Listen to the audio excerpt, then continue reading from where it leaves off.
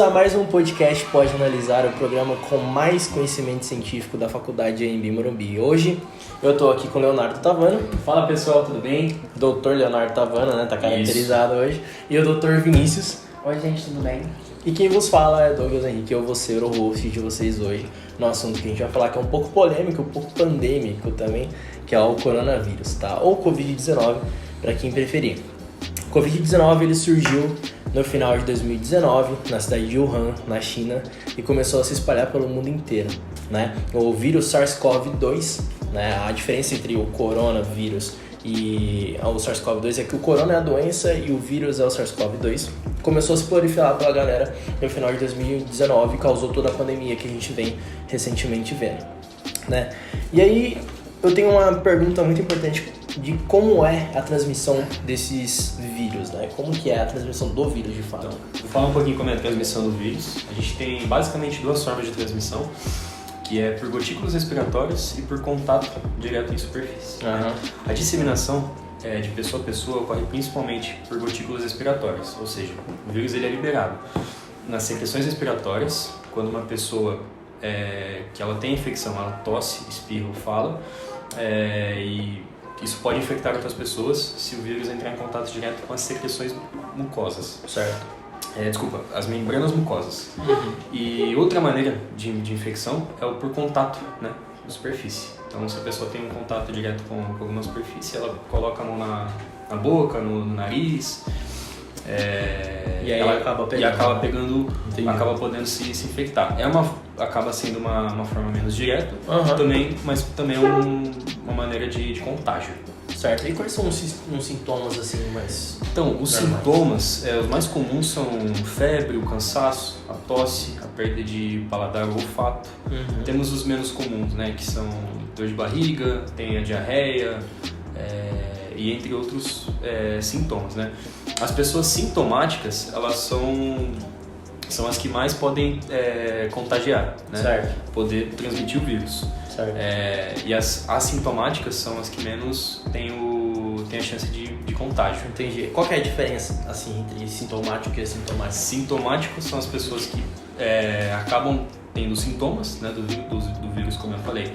A tosse, a febre, o cansaço, a coriza, enfim. Uhum. É o cara que tá mesmo. É o cara que tá mesmo com o Covid ali e ele tem que ir no médico, né, então ele tem que ficar em casa, tem que repousar, tem que tomar, né, aqueles antirretrovirais. Uhum. E as assintomáticas, elas têm o vírus, porém não apresenta nenhum tipo de sintoma. Exatamente. Então o pessoal, fica a dica do contato direto, quando forem tá na rua, sempre usar álcool em gel e tudo mais. Se prevenir, né? Se prevenir. E como é que a gente sabe quais exames que a gente tem que fazer assim pra entender que a gente tá com corona, por exemplo? As amostras clínicas utilizadas para diagnósticos da Covid-19, ele utiliza o SWAB, que seria aquele canudinho que nós colocamos cotonete no nariz. Ah, sim. E que seriam dois lugares, que é pela nasal e pela oral. Pela nasal, o profissional deve se examinar o paciente para encontrar secreções Na garganta. É isso. quase isso. Tá. Secreções mucosas. Tipo isso. Sim. E pela entrada oral seria se caso o profissional não tiver entrada pelo uso do swab, pela entrada nasal seria pela orofaringe mesmo. Aí os 4 tipos de exame seriam que é o ELISA, que é um teste viral feito pela cultura celular, imunocromatografia, que seria um teste utilizado pela presença dos linfócitos, que ele é capaz de matar ele temporariamente, e é pelo sistema imunológico, e o eletroquimiluminescência, que ele é um teste utilizado simultaneamente pelo antígeno, e o teste de quimiluminescência, que ele é utilizado tanto pela parte nasal, oral e pela saliva, pelo primeiro ou 7º dia de sintomas. Entendi. Então primeiro a gente coloca no nariz pra ver se tem alguma coisa, depois a gente faz o oral caso não tenha nada, é isso? Não, o oral, se caso não tiver entrada pelo uso nasal. Ah, entendi. Então beleza. Tá bom, então. Agora a gente vai chamar mais 2 convidadas, que são especiais também. Elas vão falar um pouco sobre esse vírus, tá bom? E a gente volta. Bom, gente, agora temos 2 convidadas diferentes aqui. Ao meu lado temos a Ariane. Tudo bom, gente? E à minha frente temos a Kai. Oi. Eu queria fazer uma pergunta pra vocês, né? Acho que todo mundo quer fazer isso. O que fazer pra não ser infectado por esse vírus? Olha, para não ser infectado são coisas muito simples, né? Não é nada tipo extraordinário. Até porque a gente ficou durante 2 anos só falando sobre isso, né? E o principal deles, e que muita gente não respeita, é o uso da máscara. E também, né, o uso da máscara correto, cobrindo o nariz e a boca, porque é um dos lugares onde você mais tem contato, assim, né? Então, usar a máscara certinho. Além disso, quando você for para lugares públicos, né, sempre usar o álcool 70, que, né, vai eliminar tudo lá certinho. Lavar as mãos, que é muito importante, né? Não devia nem ser uma dica, né? Devia ser uma obrigação de todo mundo lavar as mãos. Você aprende na escolinha, Exatamente, né? lava uma mão, lava outra, né? E, além disso, que é muito interessante, né? A gente simplesmente evitar muita aglomeração. Isso era mais no início da pandemia, né? Hoje em dia, nem tanto por conta da vacina. Só que não se esqueçam que todo cuidado é essencial, né? Então, sempre se cuidando assim, porque dá muito bem pra você confundir o coronavírus, né, com a gripe comum, porque tem o nariz escorrendo, né, a coriza, tem tosse e tudo mais. Além disso, quando forem tossir, no cotovelo, tá? Não na mão, por favor. Por favor. Né? Evitar contato com nariz, boca, olhos, enfim. E sobre os sintomas, né?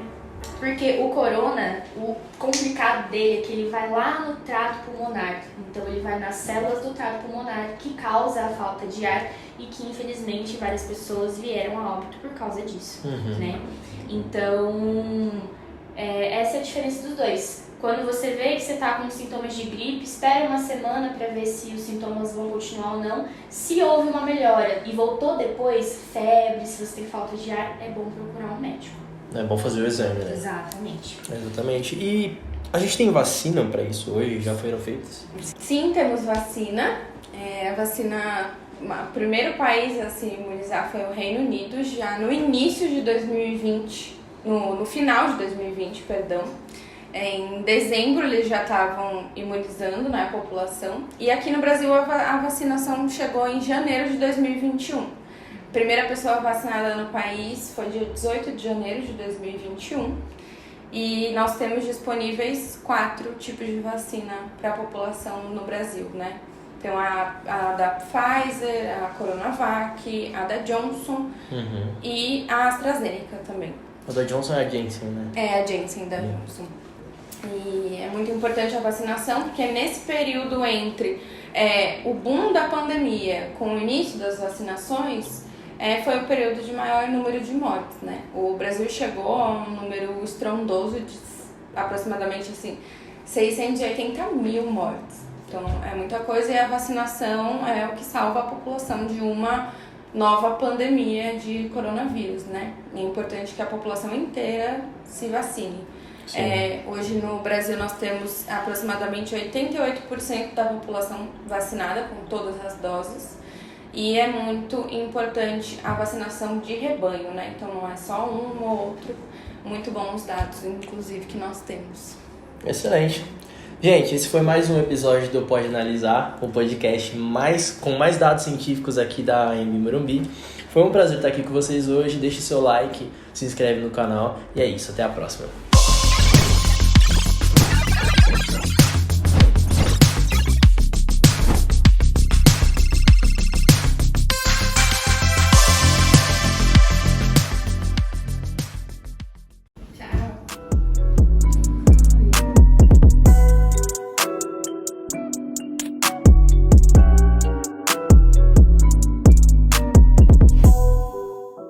É na sola da bota, é na palma da bota, é na sola da bota.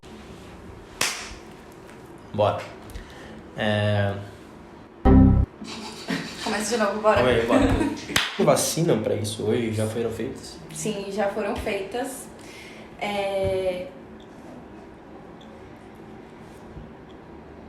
Calma.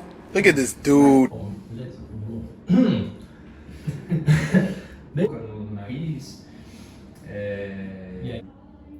infecção, ela tosse, espirra ou fala, isso entra em contato direto com as membranas mucosas.